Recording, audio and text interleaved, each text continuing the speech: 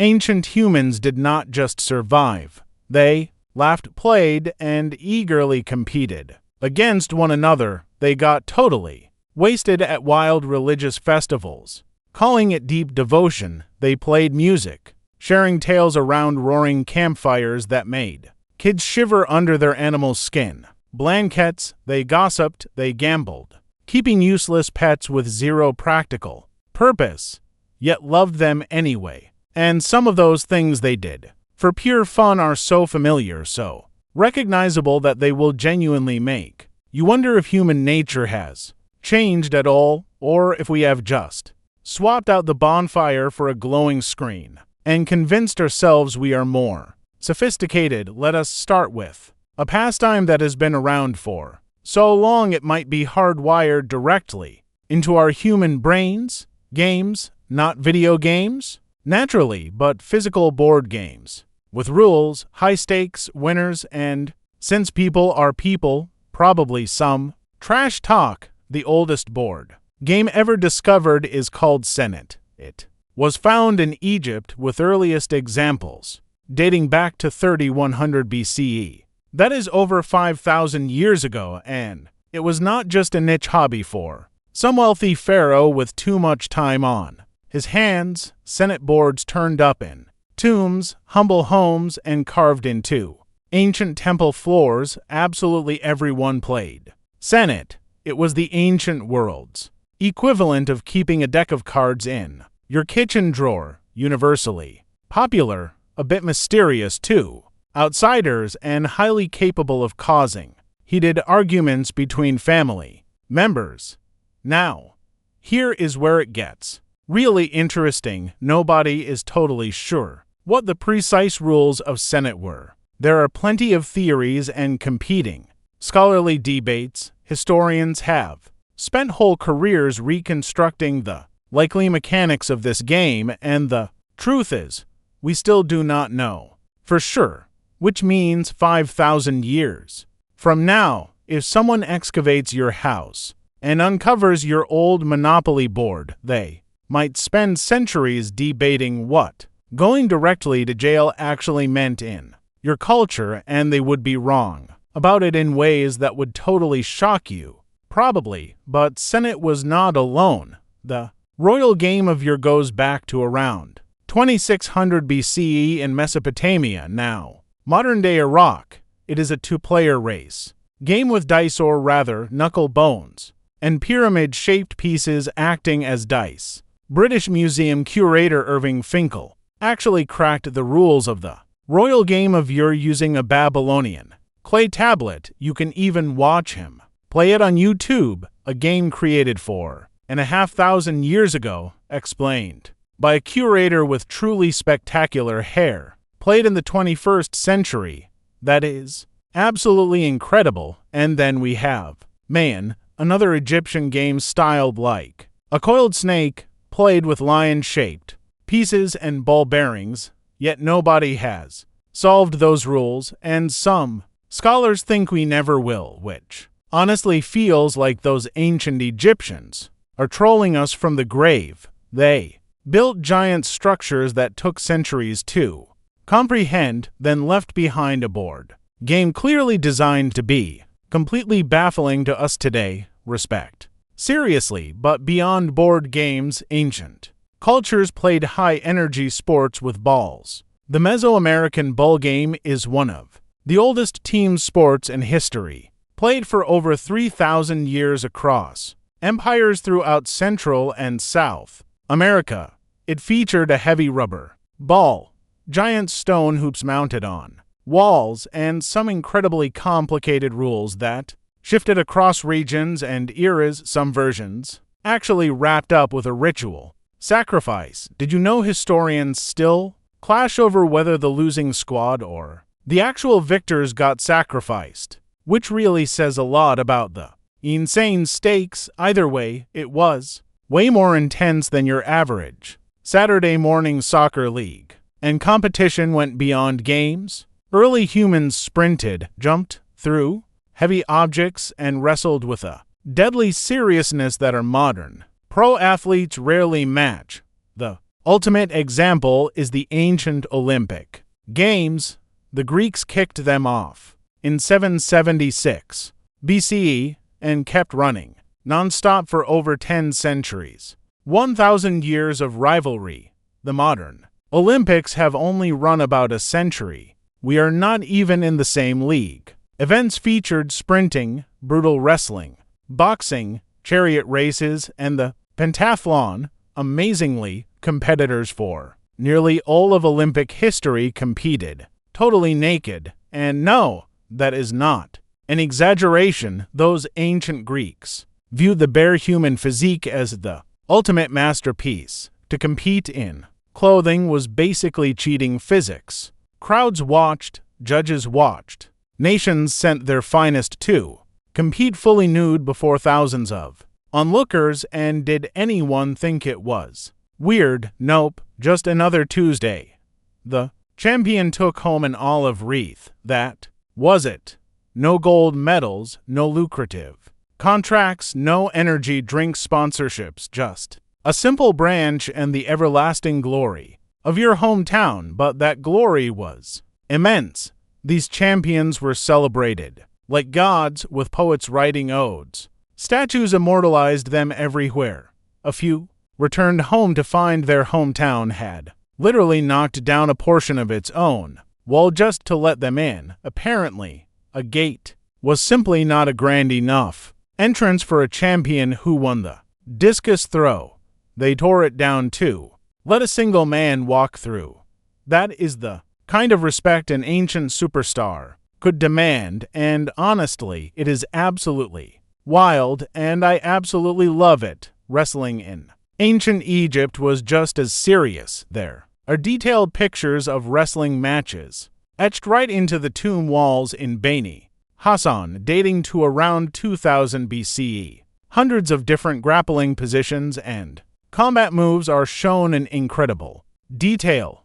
Hip throws, fast leg sweeps, takedowns, and ground control. Ancient fighting manuals essentially etched forever straight into stone, and the moves they used would be instantly familiar to any wrestler today. The basics of the sport really haven't changed in 4,000 years. The human body still functions the exact same way, and people worked out how to use it against another opponent roughly 4,000 years ago and never looked back. Then Rome had chariot racing, which was basically the Formula One of that era, except instead of technical penalties and quick pit stops, your biggest danger was getting flattened under the wheels of the carriage behind you while the crowd roared with excitement. The Circus Maximus in Rome held up to 250,000 fans. For context, that is larger than any modern stadium today. 250,000 fans jammed into one single arena to watch guys in chariots fly around a track at speeds that really had no business existing in the old days, with the very real threat of a massive crash on every single corner. These teams had their own colors: blue, green, red, white, and sports fans were never casual about their loyalties. There were massive, actual, violent, city-wrecking riots over chariot racing outcomes. Fans attacked one another. Rival team supporters refused to share meals, marry into rival families, or even live in the same blocks. Modern soccer hooligans have nothing on ancient chariot racing obsession. These fans were loyal in ways that today's sports marketing teams can only dream of. Now, all this action leads us to a favorite ancient pastime done with ultimate commitment. After endless hours of exhausting toil, hunting, farming, or just surviving, they drank. Our ancestors drank heavily, and they avoided clean water, mostly, since raw water back then was practically a death sentence. Rivers ran dirty, and wells were completely toxic. Germ theory wasn't around for thousands of years, but early humans learned the hard way that drinking straight from those streams was a shortcut to the grave, so they opted for alcohol instead. Brewed beer is actually one of the oldest beverages and history, sparking a massive scientific debate, a real, peer-reviewed, career-making historical debate about whether humans began growing wheat to bake bread or brew beer. The truth remains frustratingly muddy, but we know for sure that by 4000 BCE, Sumerians in Mesopotamia were guzzling beer through long reeds right from giant shared bowls, filtering out the raw grains floating at the surface. Shared straws passed to whoever was around. That old-school version of a cocktail party was far less sanitary than what our health inspectors would ever permit today. They even wrote take poems about beer like the hymn to Ninkasi, a Sumerian verse from 1800 BCE, is a complete beer brewing recipe. Written as a holy verse, it details the entire process beautifully wrapped in praise for Ninkasi, their goddess of alcohol. Yes, Sumerians had a goddess entirely dedicated to beer. She had her own temple and devoted followers. The priests definitely had a duty to sample those sacred drink offerings to check for quality. That was their job, literally carved into a clay tablet. Wine was just as crucial. Throughout the ancient Mediterranean, Greek symposia, which basically translates to drinking together, were highly structured social affairs, where guys gathered to sip wine, listen to music, debate philosophy, and share poetry. This was no cheap excuse to get wasted. They were seen as culturally essential. This very symposium was where big ideas were traded, alliances built, and young minds schooled in the traditions and deep values of society. The wine, though, was always watered down. Drinking it pure was considered totally barbaric. You would be totally judged. You would be the ancient equivalent of that person chugging a whole bottle straight into a pint glass at dinner parties, then immediately starts shouting out wild political arguments at full volume. The Greeks would have been absolutely horrified. They had real standards. Granted, those standards lived alongside regularly competing completely naked in public and sacrificing goats to gods carved from marble. But hey, standards are standards. So, what went down at these drinking parties? They shared stories. Storytelling is hardly a modern concept. It is not even ancient, it is prehistoric. Humans have been telling each other tales for as long as we can remember. Human nature, those ancient cave paintings at Lascaux, France, which date back about 17,000 years, actually aren't just simple drawings. Researchers discovered that many of these animals are shown in progressive poses, basically early frames of Stone Age animation. This cave wasn't some quiet art gallery.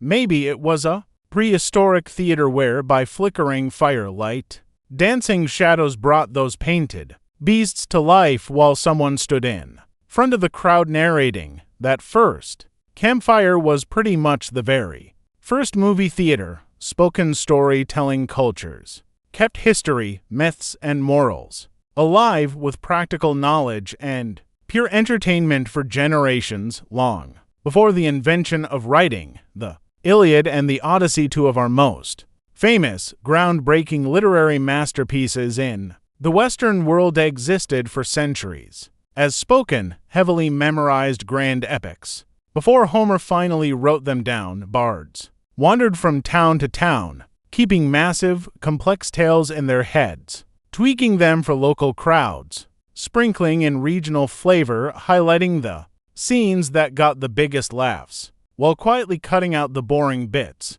This is exactly what a modern content creator does today. Same basic gig, different setup, but the identical instinct. And let's be real, the stories weren't family-friendly. Ancient mythology is packed with insane violence, backstabbing, divine dysfunction, some pretty terrible life choices, and heroes who did truly awful things, yet somehow ended up praised as champions. These weren't cozy bedtime tales made to comfort anyone. They were meant to shock, provoke, delight, and get people thinking. They were the old world's own version of prestige.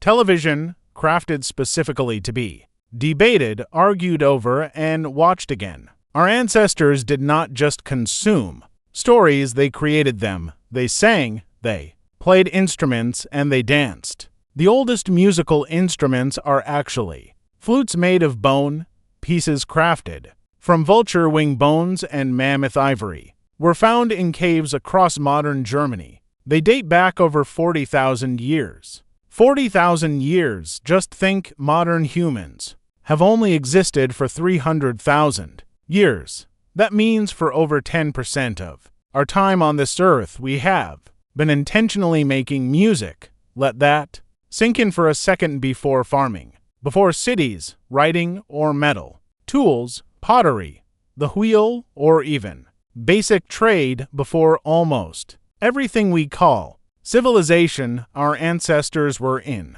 caves meticulously carving precise holes into bird bones at measured intervals, then blowing into them to play notes they found beautiful.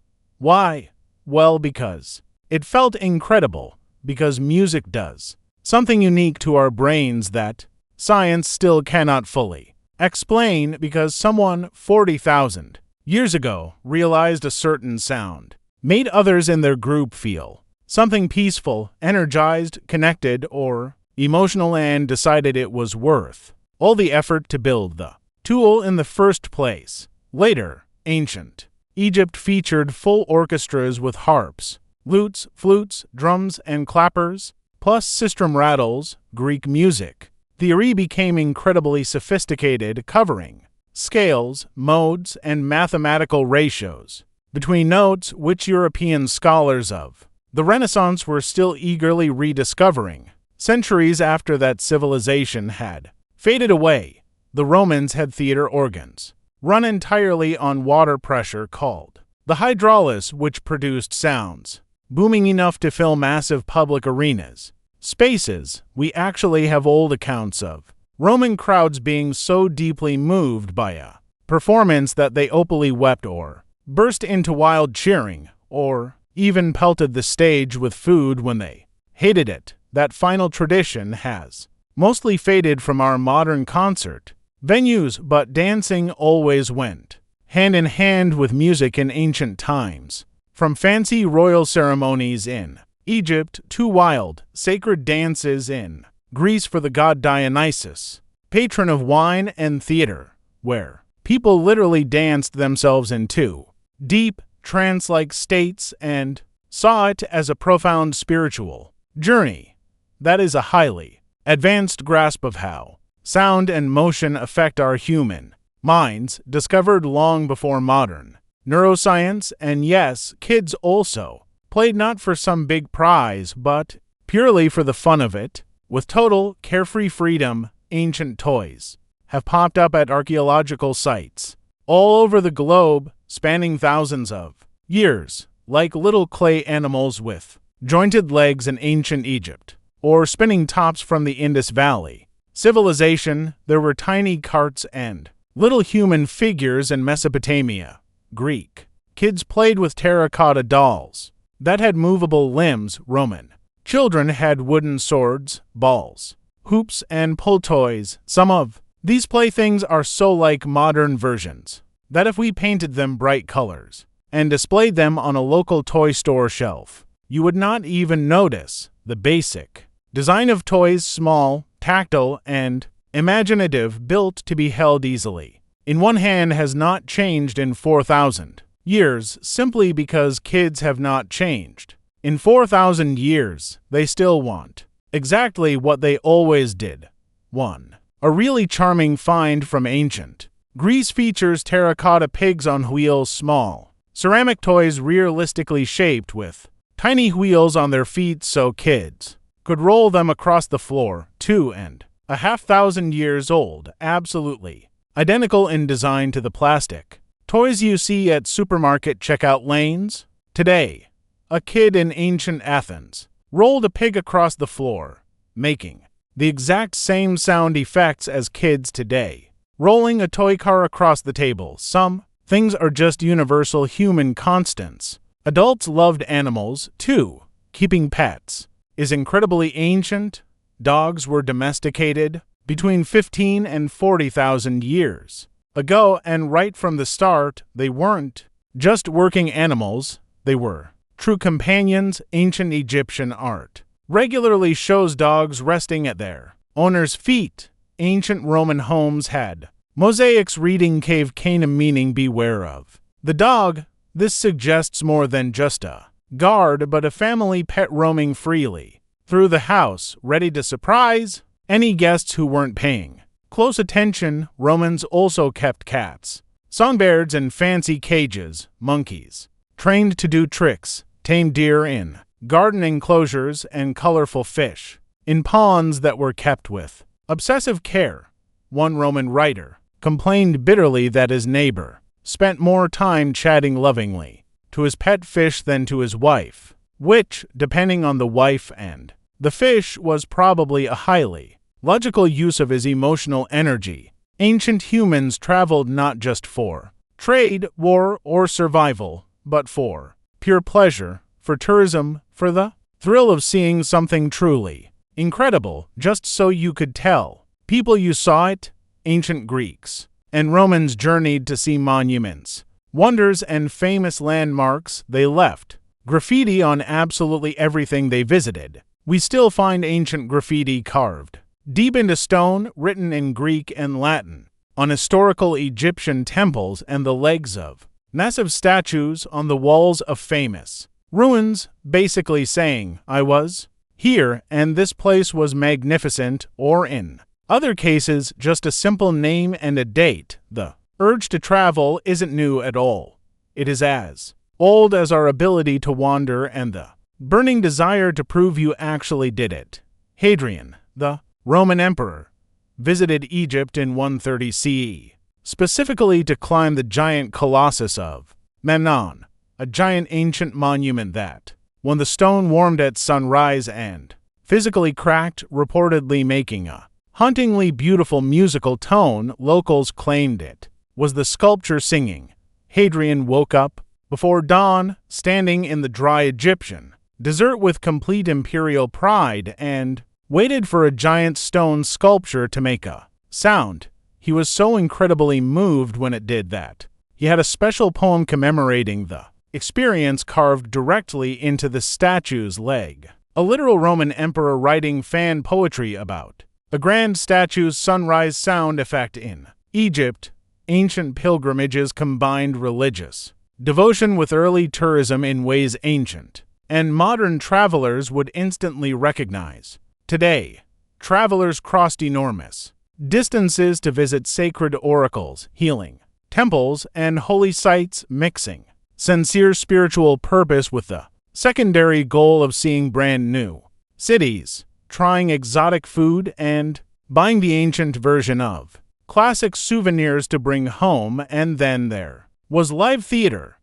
Ancient Greek theater did not just invent tragedy and comedy as basic genres, it invented the whole concept of structured theatrical performances as a massive civic, social, and spiritual event. The famous Theater of Dionysus in Athens held between 14 and 17,000 people. Were not just tiny events for intellectuals, practically everyone showed up. Shows would run for days during huge festivals. They actually gave awards for Best Play, Best Lead Actor, and Producer, decided by the crowd. Greek theater actually had an award season.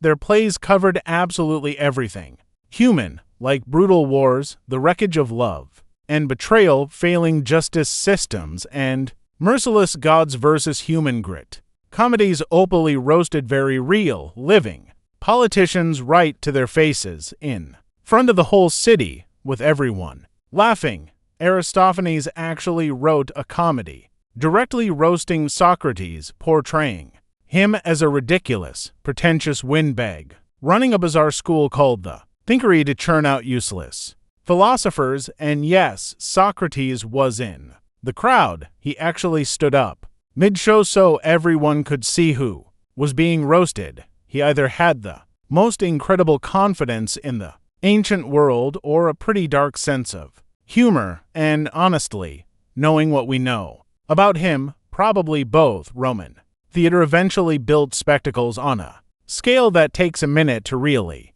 absorb. They would literally flood whole stadiums, custom-made lake venues, and sometimes even the Colosseum itself to host epic naval battles. Called Naumachia, think real ships, real water, and thousands of condemned prisoners, or hired gladiators recreating epic, historic sea battles for the entertainment of crowds who paid for their seats. The sheer logistics of filling an arena with enough water to float massive warships, staging a realistic battle, and then draining the whole thing again required an engineering and logistical effort that is honestly mind-blowing, and they did it for fun, for the crowd, because the fans absolutely craved the show and the rulers were more than happy to deliver. But beneath the grand spectacles, the games, the sports, the drinking, the live music, the theater, the tourism, the toys, and the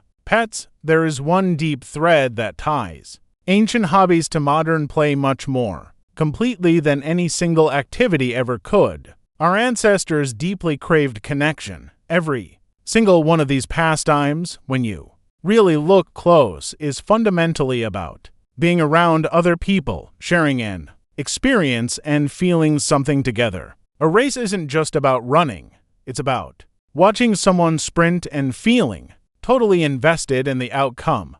A story isn't just words, it is a direct invitation into someone else's wild imagination. A board game is never just about winning, it's about the delicious tension, the friendly rivalry, the moment when everything is on the line and you look across the table at someone else and an unspoken bond passes between you. The person who carefully carved a flute from vulture bone 40,000 years ago in a cave with tools made of stone was not just making noise. They were crafting a melody that said, "I am here. Come closer.